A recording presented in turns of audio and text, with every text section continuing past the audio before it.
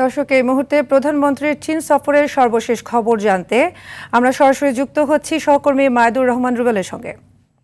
রুবেল, প্রধানমন্ত্রী তারেক রহমানের সঙ্গে দিনের অন্যান্য কর্মসূচিগুলো কি রয়েছে আমাদের জানাবেন।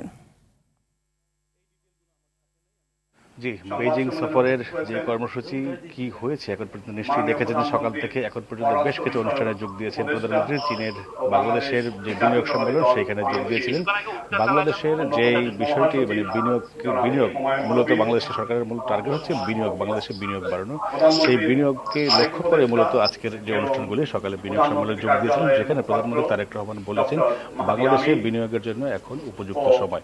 অতীতের যেই পরিমাণ দুর্নীতি বা অনিয়ম ছিল সেই অনিয়ম দুর্নীতি পার করে বাংলাদেশে এখন বিনিয়োগের উপযুক্ত সময়। সেই কারণে বাংলাদেশে বিনিয়োগ করার জন্য চীনের ব্যবসায়ীদের প্রতি আহ্বান জানিয়েছেন। ইতিমধ্যে আমরা দেখেছি চীনের বেশ কয়েকটি ব্যবসায়ী প্রতিষ্ঠানের চেয়ারম্যানের সাথে প্রধানমন্ত্রী বৈঠক করেছেন এবং যেখানে চীনের চেরি গ্রুপ, হোন্ডা গ্রুপ, চীনের এক্সিম ব্যাংক সহ বেশ কিছু প্রতিষ্ঠানের প্রধানদের সাথে বৈঠক করেছেন প্রধানমন্ত্রী।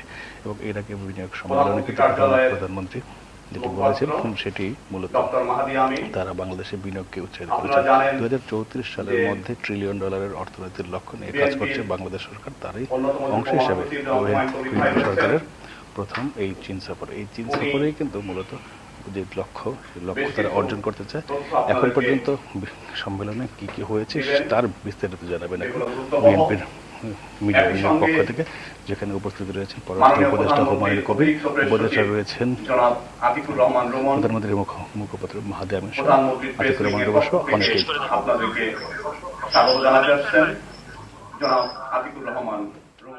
ধন্যবাদ রুবেল।